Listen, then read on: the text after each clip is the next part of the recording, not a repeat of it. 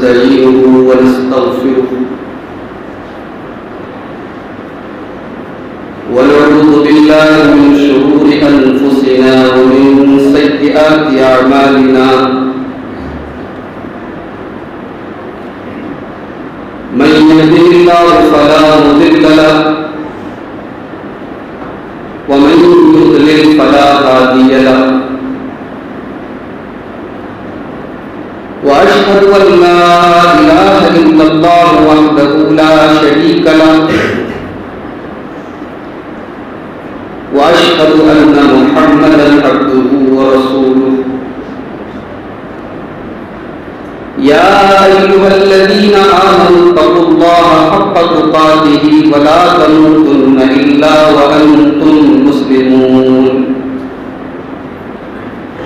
يا أيها الناس اتقوا ربكم الذي خلقكم من نفس واحدة وخلق منها زوجها وبث منهما رجالا كثيرا ونساء واتقوا الله الذي تساءلون به والأرحام إن الله كان عليكم رقيبا يا أيها الذين آمنوا اتقوا الله وقولوا قولا سديدا يصلح لكم أعمالكم ويغفر لكم ذنوبكم ومن يطع الله ورسوله فقد فاز فوزا عظيما أما بعد فإن خير الحديث كتاب الله وخير الهدي هدي محمد صلى الله عليه وسلم وشر الأمور محدثاتها وكل محدثة بدعة وكل بدعة ضلالة وكل ضلالة في النار. أعوذ بالله من الشيطان الرجيم. بسم الله الرحمن الرحيم. أفتؤمنون ببعض الكتاب وتكفرون ببعض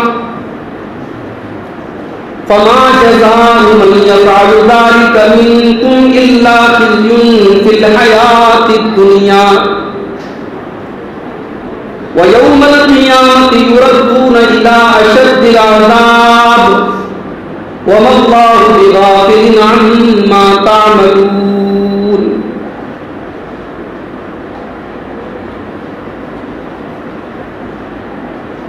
معزز علماء کرام، محترم بزرگوں، نوجوان ساتھیوں، پردہ نشین ماں اور بہنوں،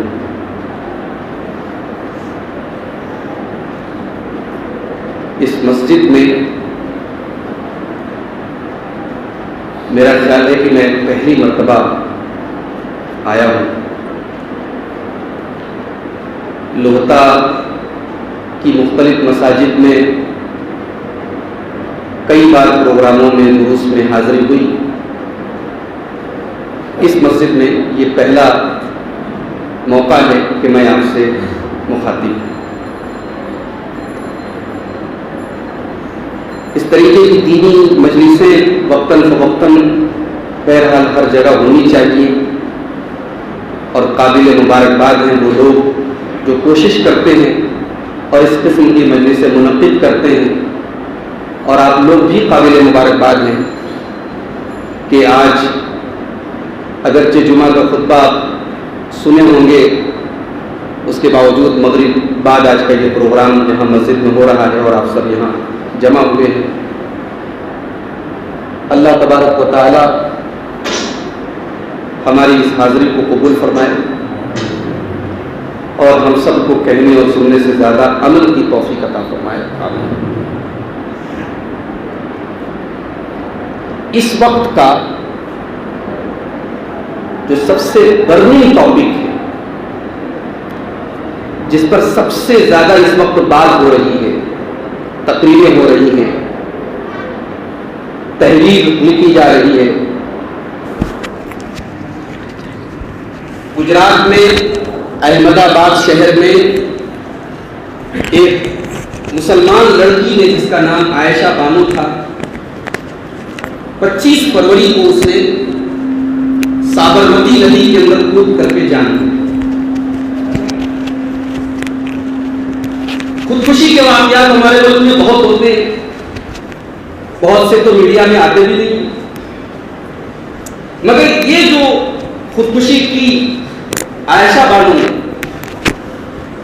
ये खुदकुशी का वाक़या पूरी दुनिया में मशहूर हो गया। क्यों? क्योंकि उस लड़की ने खुदकुशी करने के पहले एक वीडियो बनाया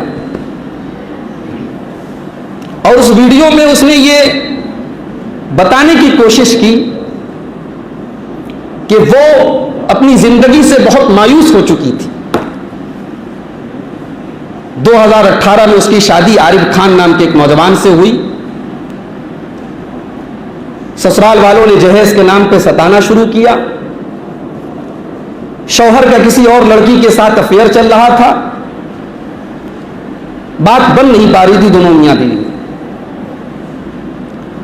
लड़की ने आजीज आके ससुराल छोड़ दिया, मैके आके बैठ गई। समाज का बड़ा पुराना दस्तूर है, लड़की अगर मायके में बैठी है तो गलती लड़की की है। जाहिर है कि आयशा बानो को उसके मायके में भी चैन से नहीं रहने दिया गया। समाज के ताने मिलने लगे, मजबूर होकर के फिर वो ससुराल आई। फिर शौहर ने और ससुराल वालों ने सताना शुरू किया और आखिर में उसने मजबूर होकर के और यह सोच करके कि अब मेरे लिए जीने की कोई वजह नहीं है, उसने खुदकुशी की। आज भी मैं मोबाइल पर न्यूज पढ़ रहा था, मरने के पहले 1 घंटा पहले उसने अपने शौहर से बात की थी। शौहर से उसने कहा भी कि मैं जान देने जा रहा हूं। शौहर ने कहा ठीक है तुम मर जाओ, मर के मुझे वीडियो भेज देना। आयशा बानो की ये खुदकुशी का वाकया ये हमारे मुस्लिम समाज में उन छुपे हुए गड्ढों की तरफ हमारी रहनुमाई करता है जिनको हमने अपनी लंबी चौड़ी बातों से ढांक दिया है। भाई एक आदमी का कपड़ा अंदर से बहुत गंदा है, बहुत दागदार है, उसने सफेद चमकदार कुर्ता पहन लिया छुपाने के लिए, मगर वो जिस दिन कुर्ता उतरेगा वो दाग तो नजर आ जाएंगे। और हमारी सोसाइटी के वो दाग इस लड़की की खुदकुशी के बाद नजर आ चुके हैं मेरे भाई। हम लाख स्टेज पर बड़ी बड़ी बातें करें कि हमने औरत को ये दिया वो दिया, हमारे इस्लाम ने औरत को ये मकाम दिया। हकीकत ये है कि हमने औरत को इस समाज में, अपने मुस्लिम सोसाइटी में जानवर बना दिया। जानवर। एक लड़की पैदा होती है, उसकी पैदाइश के पहले दिन से हमारे दिमाग में यह बात बैठ जाती है कि यह बोझ बन के आई हमारे घर। लड़का आता है, हम खुशी के मारे फूले नहीं समाते कि ये आया है कमा के लाएगा और ये आई है ये लेके जाएगी। हालात ये है, लड़की को हमने इतना बोझ बना दिया कि एक बाप अपनी जिंदगी की जब उपलब्धियां गिनाता है, एक भाई जब अपनी जिंदगी के कारनामे गिनाता है कि मैंने मकान बनवाया, मैंने अब्बा को हज करवाया, मैंने दुकान खोली, मैंने ये किया, मैंने 3 बहनों की शादी की, मैंने 4 लड़कियों की शादी की। यानी लड़कियों की शादी करना ये इतना बड़ा बोझ है, इतनी बड़ी जिम्मेदारी है, हमने उसे इतना बड़ा बोझ बना दिया कि बड़े बड़े महंगे और जिंदगी के बड़े अहम कामों में शुमार किया जाता है कि लड़की की शादी कर दी, बहन की शादी कर दी। बड़े पक्के मुसलमान हैं हम। मौलवी साहब नमाज में तशहुद में उंगली कहां उठनी चाहिए? मौलवी साहब खाना कितनी उंगली से खाना चाहिए? मौलवी साहब रफ़ा यदैन के बगैर नमाज हो जाएगी कि नहीं हो जाएगी? बड़े सवाल करते हैं हम। कभी हमने ये सवाल नहीं किया कि मौलवी साहब ये बारात कहां से आ गई, मौलवी साहब ये जहेज कहां से आ गया, मौलवी साहब ये लड़की की शादी बाप के लिए इतनी बोझ क्यों बन गई? ہم نے نکاح کے چیپٹر کو اسلام سے خارج کر دیا. بس ایک کام ہم نکاح کے موقع پہ مولوی صاحب سے لیتے ہیں, مولوی صاحب سے نکاح پڑھوا لیتے ہیں بس. باقی مولوی سے کہتے تو زبان بند رکھ, باقی سارا کام تو دیکھتا جا, ہم جو کرتے چلے آئے یہ ہمارے یہاں کا رواج ہے, تجھے بولنا نہیں ہے. بھائی ہمارے نبی صلی اللہ علیہ وسلم دنیا میں رواجوں کو توڑنے آئے تھے. جن رواجوں سے سماج میں جینا حرام ہو جائے, جو رواج ایک باپ کے لیے اس کی بیٹی کو بوجھ بنا دے, ایک عورت کو خودکشی کرنے پر مجبور کر دے, وہ رواج پیروں کے نیچے روکنے کے لائق ہیں, وہ رواج ختم کرنے کے لائق ہیں. ہم رواج کا نام لیتے ہیں. ابھی تو بنارس اور نوتا میں شاید وہ ماحول نہیں ہے, تھوڑا باہر نکلیے. ابھی میں گھوسیا سے آ رہا ہوں, جمعہ پڑھا ہے میں نے گھوسیا میں. ایک صاحب کہنے لگے ہماری بہن کی شادی ہونے والی ہے, 4 لاکھ روپیہ کیش دینا ہے ہمیں. میں نے کہا کہاں شادی ہو رہی ہے؟ کہا سگے پھوپھا کے لڑکے سے ہو رہی ہے. اہل حدیث ہے دونوں الحمدللہ, ہاتھ پورا سینے پر باندھتے ہیں, رفع یدین پورا کر رہے ہیں, تراویح 8 رکعت سے زیادہ نہیں پڑھتے. کیا بھائی کیسے اہل حدیث ہیں ہم؟ کب شرم آئے گی ہمیں؟ اور کتنی جانیں لیں گے ہم؟ پورے حدیث کے ذخیرے میں دکھا دو, نبی کے دور میں کوئی ایک مثال دے دو کہ کبھی کسی غریب صحابی نے اپنی بیٹی کی شادی کے لیے نبی کے سامنے آ کے تعاون کی بھیک مانگی ہو. آج ہمارے سماج میں عام بات ہے, فلانے کی لڑکی کی شادی ہے, چلو کچھ مدد کر دو. لڑکی اتنی بوجھ بن گئی کہ باپ کو بھیک مانگنا پڑے. لڑکی اتنا بڑا بوجھ بن گئی کہ باپ بیچارہ وقت کے پہلے بوڑھا ہو جائے. لڑکی بوجھ ہوتی تو اللہ اپنے نبی کو 4 بیٹیاں نہ دیتا میرے بھائی. لڑکی بوجھ نہیں تھی, لڑکی کو بوجھ ہم نے بنایا ہے, اور اتنا بڑا بوجھ بنا دیا ہم نے لڑکی کو. ادھر لڑکی پیدا ہوتی ہے, ادھر گورنمنٹ کی اسکیمیں آ جاتی ہیں, بینک والوں کی اسکیمیں. آپ کی لڑکی ہے کیا؟ میں تو مدرسے میں ٹیچر ہوں نا, ہمارے یہاں آتے رہتے LIC والے. ماسٹر صاحب آپ کے لڑکے ہیں کہ لڑکی؟ لڑکی. ارے تو یہ پلان لے لیجئے, 15 سال تک اتنا پیسہ جمع کیجئے, 15 سال کے بعد اتنا پیسہ ملے گا. لڑکی کی شادی کرنا ہوگا نا. انسان کو کل کی خبر نہیں ہے, لیکن لڑکی کی 15 سال بعد لڑکی کی شادی کرنا ہے, بیچارے کو آج پلاننگ کرنا پڑا. غریب آدمی کہاں سے انتظام کرے گا بھائی؟ لاکھوں لانے ہیں اسے. سماج کے یہ وہ مدے ہیں میرے بھائیوں جن پر بات نہیں ہوتی, یا بات ہوتی ہے تو صرف بات ہوتی ہے, عمل نہیں ہوتا. یہ بند کر دیجیے, رہنے دیجیے, بند کر دیجیے.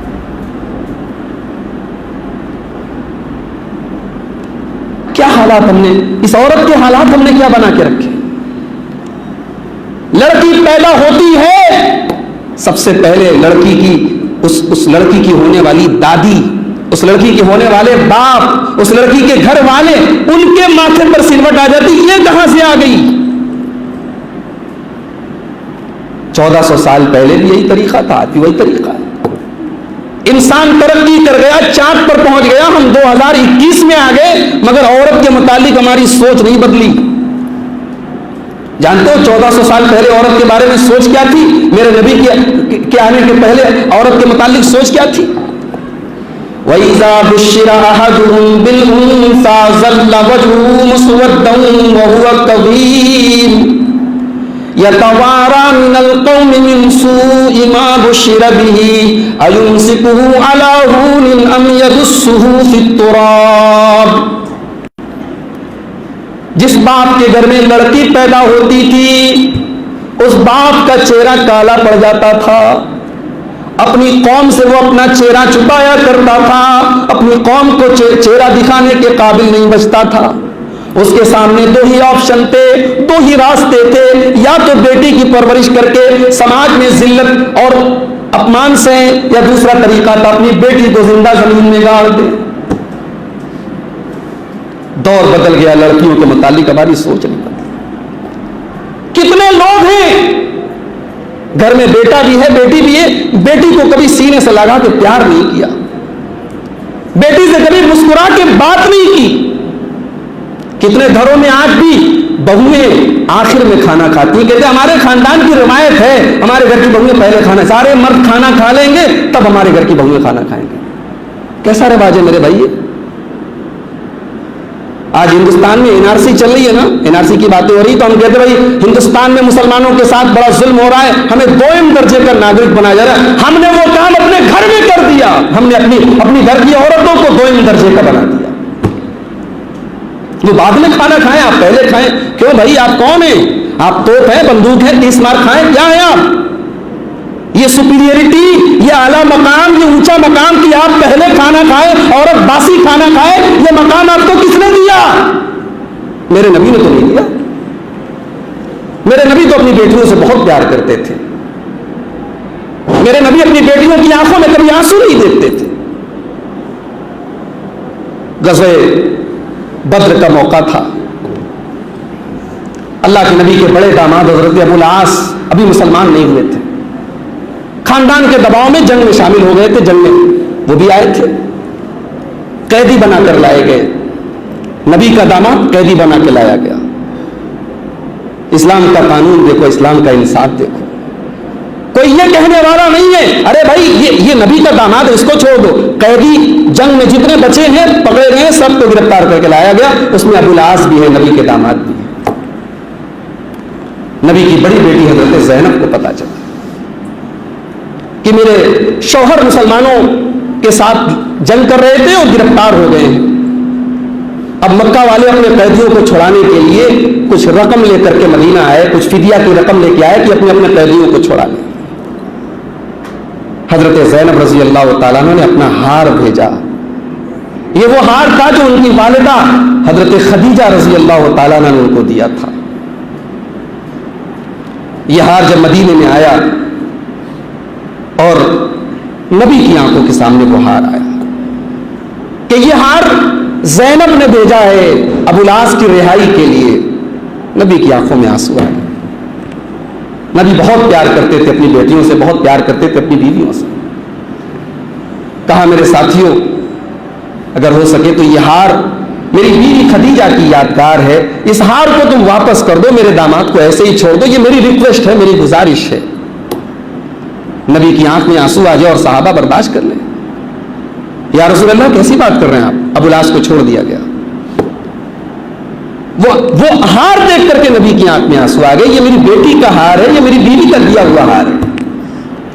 نبی اپنی بیٹیوں سے بہت پیار کرتے ہیں. ہم میں سے کتنے لوگ ہیں جنہوں نے اپنی بیٹیوں کو کبھی پیار کی نظروں سے دیکھا ہی نہیں؟ میرے بھائی, گھر میں گئے تو ترم خان کی طرح گئے. گھر کی عورتیں ڈر جائیں, بچے ڈر جائیں, عورتیں ڈر جائیں, یہ ہم نے اخلاق بنا کے رکھا ہے. کتنے لوگ ہیں جو اپنی شادی شدہ بیٹیاں گھر میں آتی ہیں, بس خیر سلام دعا ہو جائے تو ہو جائے, بیٹیوں سے اس سے بڑھ کے کبھی ہنسی مذاق بات چیت نہیں. بیٹیوں کو ہم نے اتنا بے تکلف ہو, کہتے ہیں ہمارے گھر میں بیٹیوں سے اتنا نہیں بولا جاتا. یہ ناانصافیاں ہیں میرے بھائیوں ہمارے سماج کی, جو ہم نے عورتوں کے ساتھ کی. اللہ کے نبی اپنی بیٹی فاطمہ رضی اللہ تعالیٰ عنہ جب آتی تھی, حدیث کے الفاظ بخاری کی روایت ہے, اللہ کے نبی اپنی بیٹی کے استقبال میں کھڑے ہو جاتے تھے. بھائی آپ بہت بڑے ہیں, نبی سے بڑے تو نہیں ہو سکتے نا, نبی تو کائنات میں سب سے بڑے ہیں, سب سے بڑے انسان ہیں.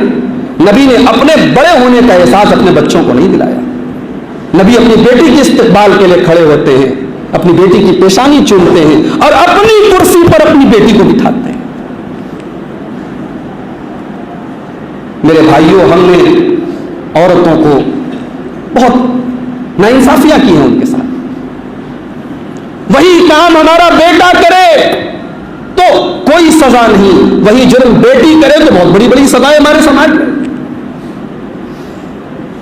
چلو اچھا, شادی ہو گئی, بہت بڑا بوجھ ہم نے اتار دیا, لڑکی کی شادی کر دی. اب شادی ہو گئی لڑکی کی.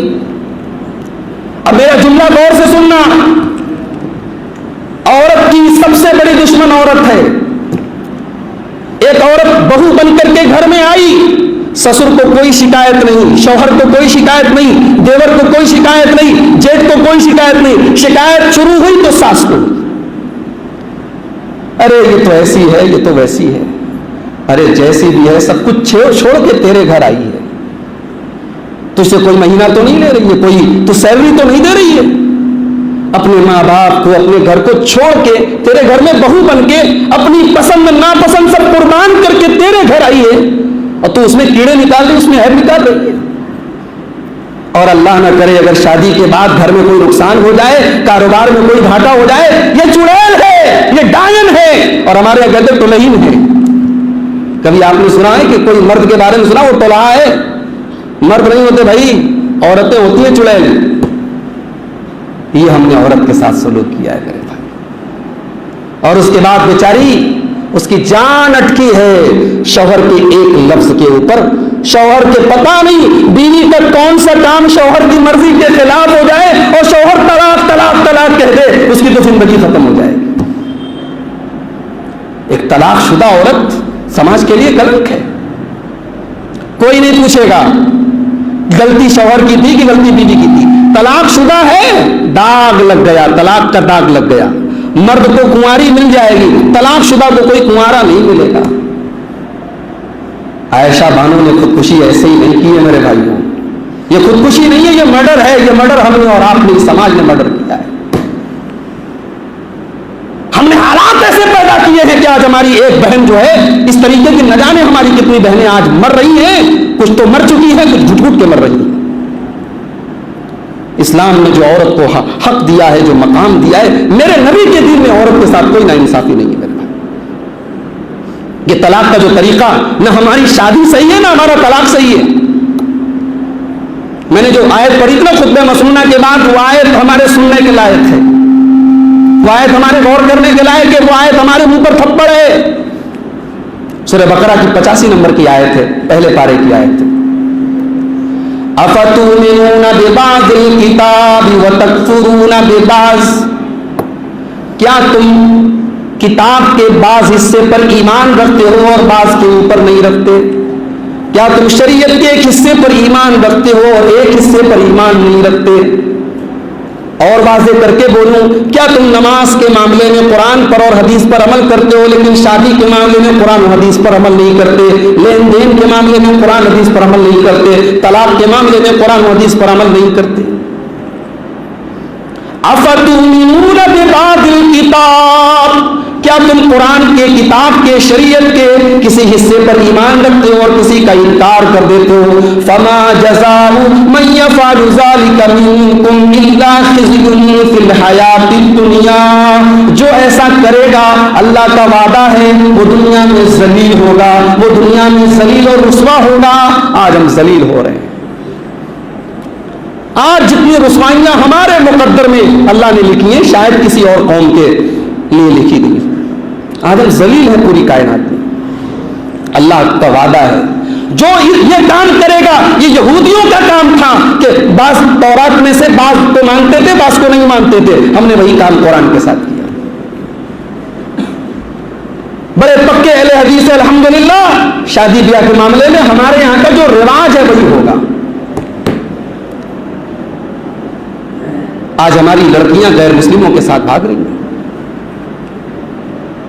مرتد ہو رہی ہیں. کبھی غور کیا آپ نے کہ یہ حالات کیوں پنپ رہے ہیں؟ کیونکہ ہم جب شادی کرنے کے لیے گھر سے رشتہ ڈھونڈنے کے لیے نکلتے ہیں تو سب سے پہلے ہم یہ دیکھتے ہیں کہ ہمارے لیول کا ہے کہ نہیں. ہم کروڑ پتی ہیں تو ہمارے لیول کا رشتہ ہونا چاہیے، ہماری لڑکی کروڑ پتی گھر میں جانی چاہیے. پھر ہماری برادری کی ہے کہ نہیں، ہمارے لیول کی ہے کہ نہیں، ہماری برادری کی ہے کہ نہیں. اور لاسٹ میں دیکھا جائے گا ہاں بھائی چلو مسلک کیا ہے، عقیدہ کیا ہے، ایمان کیا ہے، منہج کیا، ایک دم لاسٹ میں دیکھا جائے گا. پہلے تو لڑکی کی خوبصورتی دیکھی جائے گی، پیسہ دیکھا جائے گا، برادری دیکھی جائے گی، لاسٹ میں دینداری دیکھی جائے گی، لڑکی ہو چاہے لڑکا ہو. یہ ہمارے معیار ہیں نکاح کے ٹائم، شادی کے ٹائم. اللہ کے پیارے نبی صلی اللہ علیہ وسلم فرماتے ہیں تنکح المرأۃ لأربع لمالها ولحسبها ولجمالها ولدینها فاظفر بذات الدین تربت یداک. ایک عورت کی شادی کی جاتی ہے تو 4 چیزیں دیکھی جاتی ہیں، مال دیکھا جاتا ہے، خاندان دیکھا جاتا ہے، خوبصورتی دیکھی جاتی ہے اور دینداری دیکھی جاتی ہے. فاظفر بذات الدین، تم دیندار لڑکی کو گھر میں لاؤ، کامیاب ہو جاؤ گے. دین کون دیکھتا ہے بھائی؟ ہم تو پیسہ دیکھتے ہیں، مال دیکھتے ہیں اور مرد سے زیادہ عورت دیکھتی ہے. بھائی بہو اگر سامان کو جہیز میں کم لائے تو سسر تو شاید کچھ نہیں کہے گا، شوہر بیچارہ بھی صبر کر لے گا، تانا تو سب سے پہلے ساس دے گی، یہ چمائن کہاں سے آ گئی میرے گھر میں، یہ نیت کی چمائن کہاں سے میرے گھر میں آ گئی، یہ کس گھر سے میرے گھر میں آ گئی. یہ سلوک ہم کرتے ہیں عورت کے ساتھ، اور پھر طلاق کی 3 گولیاں چلا کے کبھی بھی رشتہ ختم کر سکتے، اس کو ہمیشہ رسک پر رکھتے. یہ وہ حالات ہیں ہماری سوسائٹی کے جس نے آج عائشہ بانو کو خودکشی کے حد تک جانے پر اس کو ابھارا ہے اور اس کو آمادہ کیا ہے. حدیث کی کتابیں اٹھاؤ، کتاب الایمان، کتاب الصلاح، ایمان کا چیپٹر، نماز کا چیپٹر، روزے کا چیپٹر، زکات کا چیپٹر، حج کا چیپٹر، یہ سارے چیپٹر جہاں حدیث کی کتابوں میں ملیں گے وہیں ایک بہت بڑا چیپٹر آپ کو ملے گا، کتاب النکاح، نکاح کا چیپٹر. نکاح کے بارے میں نبی کا طریقہ کیا تھا. کتاب الطلاق، طلاق کا چیپٹر، طلاق کیسے، نبی کے زمانے میں طلاق کیسے دی جاتی تھی. ہم نے یہ 2 چیپٹر کو اپنی زندگی سے نکال دیا. نکاح کریں گے اپنے رواج کے مطابق، طلاق دیں گے اپنے سماج کے گندے دستور کے مطابق. تو میرے بھائیوں، عائشہ بانو کی اس خودکشی کے واقعے نے ہمیں بہت کچھ سوچنے پر مجبور کیا. مرنے کے پہلے اس نے اپنے ماں باپ سے بات کی تھی، وہ کال ریکارڈنگ بھی انٹرنیٹ پر موجود تھے. باپ سمجھا رہا ہے کہ بیٹا چلی آؤ، ماں کہہ رہی ہے بیٹی چلی آؤ. اچھا بھائی، سابرمتی ندی کے سے اس نے فون کیا تھا جہاں اس نے خودکشی کی تھی، وہیں سے کال ہو رہی تھی. اس نے کہا نہیں ابا، نہیں اماں، میں مر جاؤں گی، میری لاش لے کے جانا. باپ کہتا ہے بیٹی تیرا نام اتنا پیارا ہے، اماں عائشہ کے نام پر تیرا نام ہم نے رکھا ہے، تجھے اماں عائشہ کی قسم دیتا ہوں تو واپس چلی آ. باپ کو اتنا بھی نہیں پتا اماں عائشہ جتنا اونچا بھی مقام رکھتی ہیں ان کی قسم نہیں کھا سکتے. جو باپ اپنی بیٹی سے اس انداز میں بات کر رہا ہے اس سے یہ بھی اندازہ ہو رہا ہے کہ دین کی کتنی کمی ہے اس فیملی کے اندر. بھائی دین کی ہلکی سی بھی سمجھ ہوتی تو حالات جتنے بھی برے ہوں وہ لڑکی خودکشی تو نہ کرتی. بھئی ہمارے اسلام نے خودکشی کو حرام قرار دیا ہے. بہت بڑا گناہ ہے خودکشی کرنا. زندگی میں جتنے بھی مسائل ہوں، پرابلم ہوں، دقتیں ہوں، آپ خودکشی نہیں کر سکتے. یہ کوئی حل نہیں ہے پرابلم کا. اور ایک بات اور نوٹ کر لو، زندگی ہے بھائی تو سمسیائیں تو آئیں گی. کبھی روزی روٹی کا مسئلہ آئے گا، کاروبار کا مسئلہ آئے گا، رشتے ناطے. ایسی زندگی چاہتے ہو جہاں کوئی ٹینشن نہیں ہے، ایسی زندگی جنت میں ملے گی اور کہیں نہیں مل سکتی. وَأَنَّهُ هُوَ أَضْحَكَ وَأَبْكَى، اللہ اپنے بندوں کو ہنساتا بھی ہے، اللہ اپنے بندوں کو رلاتا بھی ہے. قرآن کہہ رہا ہے ہمیں ہنسی بھی آئے گی، ہمیں رونا بھی آئے گا.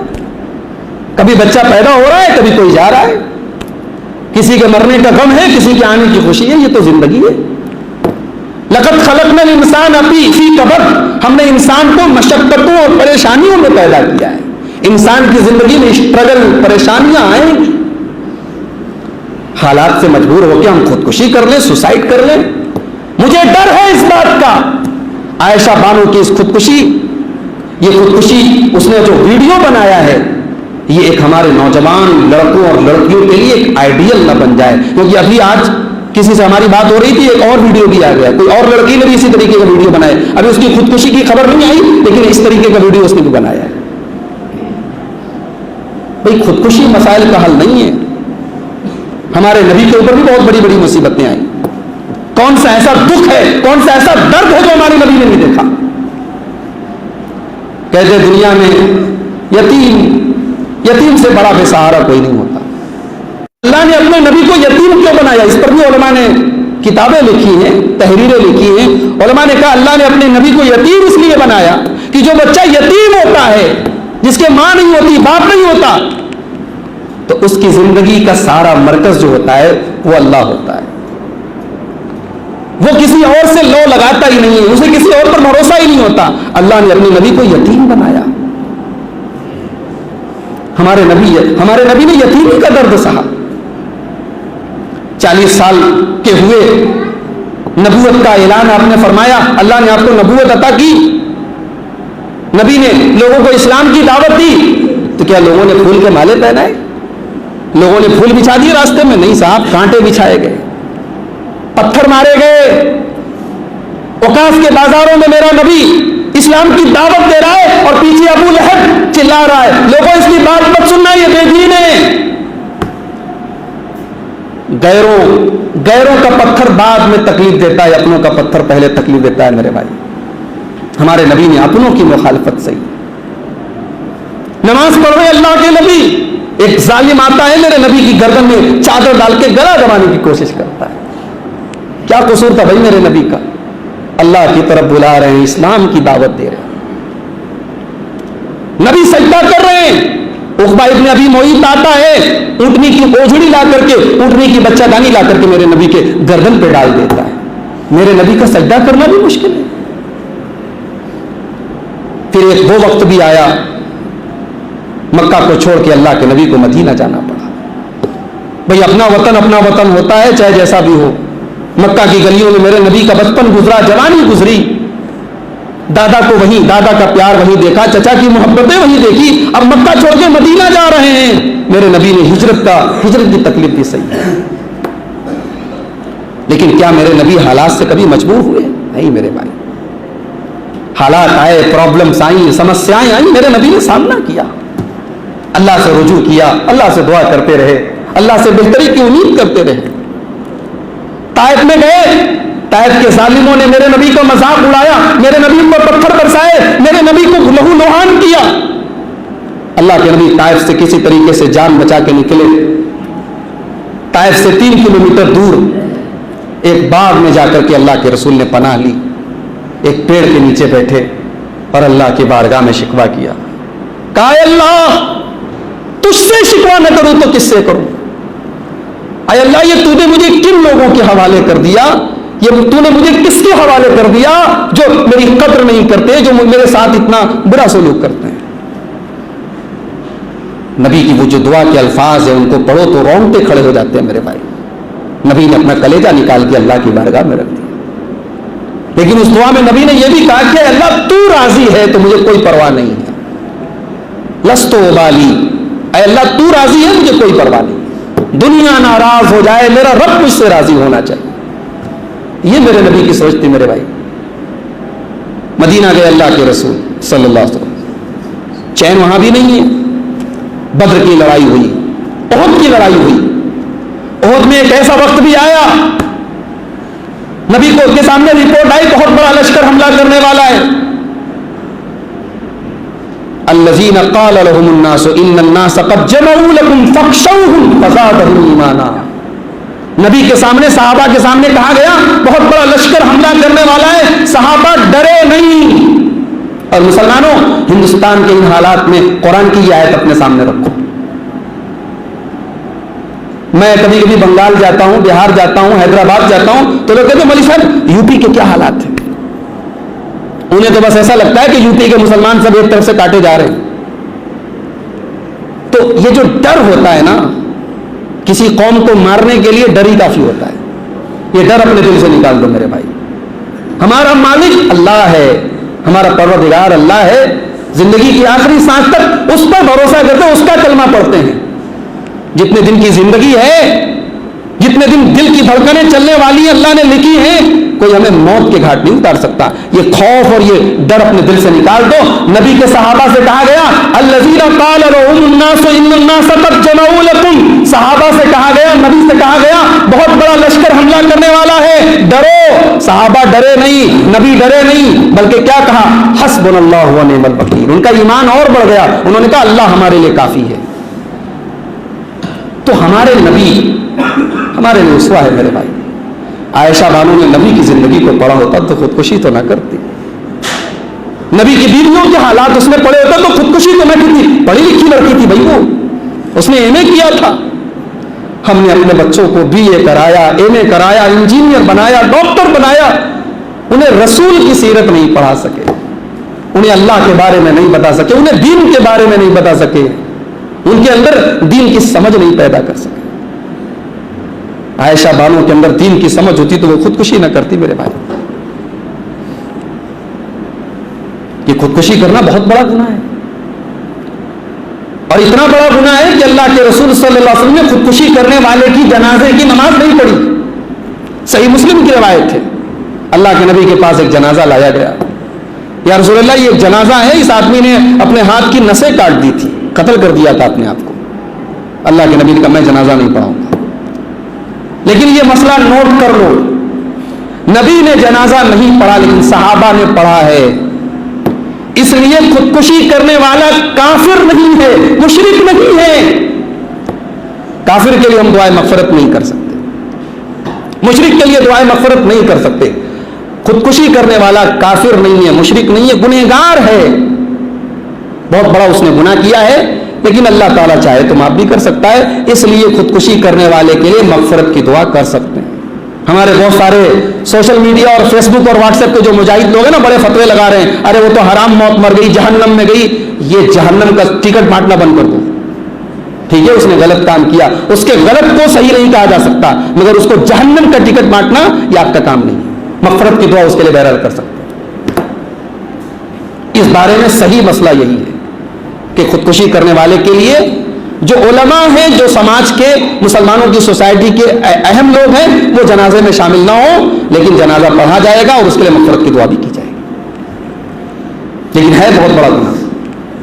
اور ایک بات آپ کو بتاؤں، عوام میں یہ بات مشہور ہے کہ خودکشی کرنے والے کی روح لٹکی رہتی ہے. وہ اللہ تعالیٰ کے جہاں روح جاتی ہے وہاں جاتی ہے، بیچ میں لٹکی رہتی ہے. جب اس کا صحیح ٹائم آتا ہے موت کا، تب وہ روح جاتی ہے وہاں تک. سب بکواس بات ہے. یہ بھی نوٹ کر لو کہ خودکشی کرنے والے نے جس عمر میں خودکشی کی ہے اتنی ہی عمر اس کے مقدر میں لکھی تھی. اب کوئی سوال کرے کہ یار جب اتنی عمر لکھی تو گناہ کون سا کیا؟ تو یہ بھی نوٹ کر لو کہ تقدیر کو گناہ کے لیے دلیل نہیں بنا سکتے. تقدیر کا مسئلہ تھوڑا سا پیچیدہ ہے. تقدیر میں ہم مجبور نہیں ہیں، تقدیر لکھی ہے لیکن ہم مجبور نہیں ہیں. تقدیر میں ہمیں اللہ تعالیٰ نے اختیار دیا ہے کہ ہم یہ کام کریں یا نہ کریں. کریں گے تو گناہ ہوگا، نہیں کریں گے تو گناہ نہیں ہوگا. اگر ہم نے گناہ کر دیا تو وہ ہماری تقدیر میں لکھا تھا مگر ہم مجبور نہیں تھے اس کے. تو یہ نقطہ نوٹ کر لو، دماغ کے کونے میں بٹھا لو کہ مصیبت اور پریشانی میں تقدیر کو دلیل بنایا جائے گا، گناہ کے لیے تقدیر کو دلیل نہیں بنایا جا سکتا. تو عائشہ بانو نے خودکشی کی، غلط کام کیا اس نے. بخاری اور مسلم کی روایت ہے، اللہ کے پیارے نبی صلی اللہ علیہ وسلم فرماتے ہیں من قتل نفسہ بحدیدۃ، جس نے کسی دھاردار چیز سے اپنے آپ کو کاٹ کے ختم کر دیا تو جہنم میں اللہ تبارک و تعالیٰ وہی دھاردار چیز اس کے ہاتھ میں دے گا اور بار بار اپنے آپ کو جہنم میں کاٹ کر کے اپنے آپ کو تکلیف دے گا. جس نے زہر پی کر کے خودکشی کی، بار بار جہنم میں اس کے ہاتھ میں زہر دیا جائے گا اور وہی تکلیف زہر پینے کی، اور اسی طریقے سے بار بار اپنے آپ کو تکلیف پہنچائے گا وہ جہنم. وہ جو ہم کہتے ہیں نا جیسی کرنی ویسی بھرنی، اللہ کا بھی سسٹم یہی ہے. جیسا گناہ کریں گے اللہ تعالیٰ کی سزا ویسی ہی ملے گی. حرام خوروں کو سزا کیسی ملے گی؟ پیٹ میں انگارے بھرے جائیں گے. جھوٹ بولنے والوں کو سزا کیسی ملے گی؟ زبانیں کاٹی جائیں گی. زنا کاروں کو سزا کیسی ملے گی؟ ایک تندور کے اندر ہوں گے اور نیچے سے آگ آئے گی جو ان کی شرمگاہوں میں جائے گی اور ان کو وہ چلائیں گے، چیخیں گے، سزا ملے گی. ایسے تو اللہ کے یہاں یہ اصول ہے، یہ قانون ہے کہ جیسا عمل ہے ویسی سزا دی جائے گی. تو خودکشی کرنا میرے بھائی بہت بڑا گناہ ہے. اور سب سے بڑی بات یہ کہ خودکشی کر کے کچھ ہمیں حاصل تو نہیں ہوا، ہم اور خسارے میں. اللہ تعالیٰ اگر معاف نہ کرے تو خودکشی کرنے والے کی آخرت برباد ہوگی، دنیا بھی برباد، آخرت بھی برباد. یہ کوئی فائدے کا سودا تو نہیں ہوا. تو مسائل کا حل خودکشی نہیں ہے. عائشہ بانو کو یہ بات اگر پتہ ہوتی تو شاید وہ خودکشی نہ کرتی. اور ایک آخری بات بیان کر کے بات ختم کروں گا، وقت زیادہ لے رہا ہوں میں آپ کا، کہ خودکشی جو ہے، اس خودکشی نے ایک اور چیز ہمارے سامنے پیش کی ہے کہ ہمیں اپنے شادی کے نظام کو سدھارنے کی ضرورت ہے. یہ کب ہم اپنے اندر یہ غیرت پیدا کریں گے بھائی کہ ہم یہ جہیز کا لین دین ختم کریں. ٹھیک ہے الحمدللہ ہمارے بنارس میں، ہمارے لوتا میں ڈیمانڈ والا ماحول نہیں ہے، لیکن جتنا ہے اس کو بھی اب ختم کرو، بس کرو.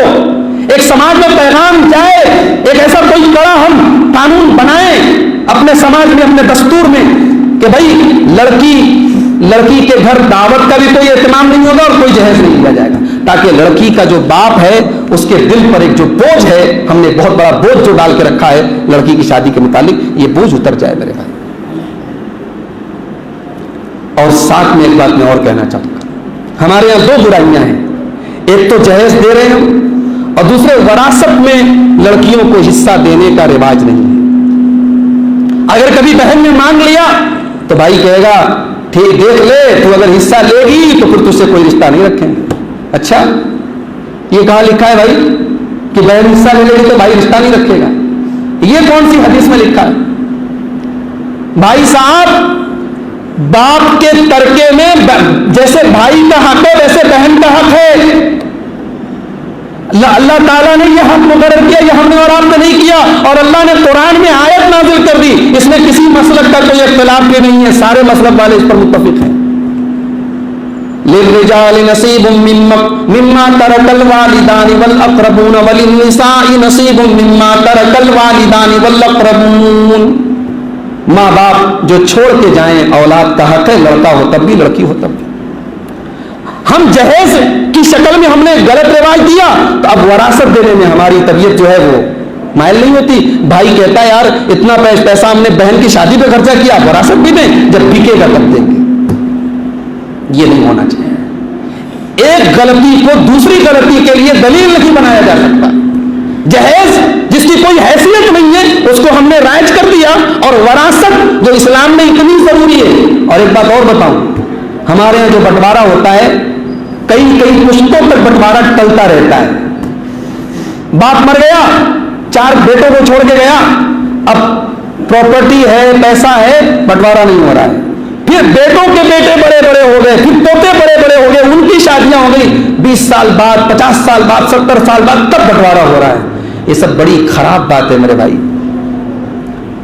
इस्लाम की तालीम तो यह है कि कफन दफन के बाद, कर्जा अदा करने के बाद, और मरने वाले ने अगर कोई वसीयत लिखी थी, वसीयत को पूरा करने के बाद चौथा काम वरासत की तकसीम होना चाहिए, और एक एक चीज बढ़ जानी चाहिए। बाप का कुर्ता, बाप का कपड़ा, बाप का कैश, बाप की ज्वेलरी, जो भी वो छोड़ के गया है, सब में शरीयत के मुताबिक बंटवारा हो जाना चाहिए। वरासत में हमारे यहाँ लड़कियों को देने का रिवाज नहीं है, और लड़कियां मांग ले तो भाई साहब कयामत आ गई। इसने तो हक मांग लिया, इसने हिस्सा मांग लिया, इससे तो हम बोलेंगे नहीं। और अब तो शायद सरकार ने वो सिस्टम खत्म कर दिया, हिबा कराने वाला। बहुत से भाई लोग 420 से बहनों से हिबा करा लेते थे। 420 के 100 तरीके हमें आते हैं, और उसके बाद हम ये दावा करें कि साहब हम मुसलमान हैं, हम कुरान हदीस पे चलने वाले। हमें शर्म आनी चाहिए मेरे भाई। तो आयशा बानो की खुदकुशी ने हमें बहुत कुछ सोचने पर मजबूर किया है मेरे भाई। सबसे बड़ा सबक जो इस खुदकुशी के वाक़े से हमें और आपको मिलता है, अपने बच्चों को सही तालीम दो मेरे भाई। दुनिया की आला तालीम दो, लेकिन कम से कम दीन का इतना शऊर दो कि हमारा बेटा या बेटी कभी खुदकुशी जैसा गलत काम ना करे। अब आपको एक बात बताऊं, आयशा बानो के शौहर का अफेयर था एक लड़की के साथ। मरने के पहले जो कॉल रिकॉर्डिंग हुई है उस पर यह बात भी आई है। बीवी ने ताना दिया, तुम तो फला लड़की के साथ तुम्हारा ताल्लुक है, उस पर पैसे लुटाते हो, मेरे लिए तो तुम्हारे पास पैसे नहीं है। आज हमारे समाज की ये भी कड़वी हकीकत है। एक शादीशुदा इंसान दूसरी लड़की से अफेयर रखे ये चलेगा, वो दूसरी शादी नहीं कर सकता। दूसरी शादी कर लेगा बहुत बड़ा गुनाह हो जाएगा। ज़िना आसान है, बदकारी आसान है, निकाह मुश्किल है मेरे भाई।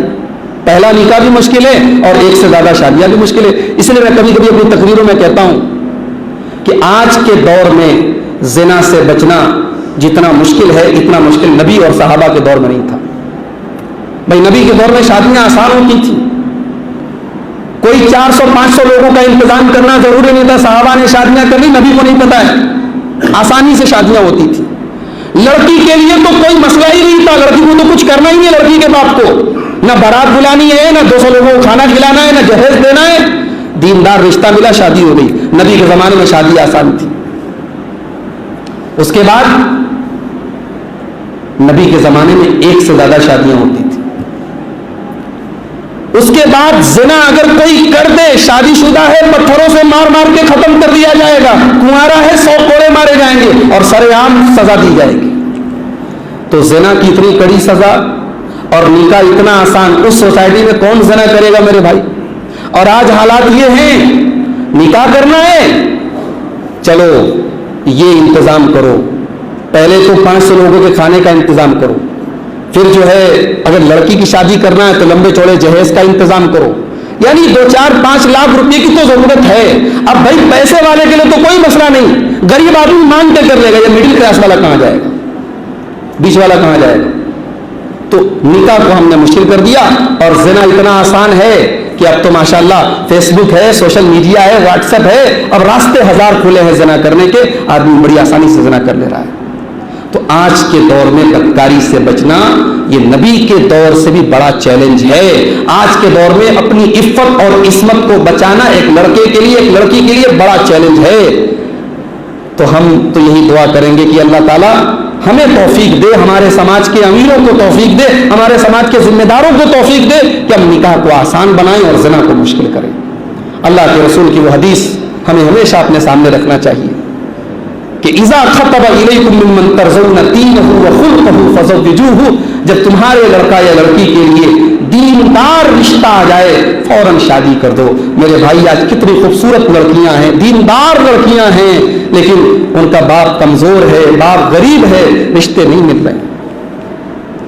پھر اس کے بعد ہمارے یہاں ایک اور مسئلہ ہے، ہم اپنی جماعت کی، چونکہ یہاں سارے زیادہ تر لوگ ہماری جماعت کے اہل حدیث لوگ بیٹھے، میں یہ بھی بات بھی کہنا چاہتا ہوں، بھائی لڑکی دینا ہے نہیں، میں کسی بدعتی کو لڑکی نہیں دوں گا، کسی شرک کرنے والے کو لڑکی نہیں دوں گا، لڑکی دوں گا تو توحید والے گھرانے میں دوں گا۔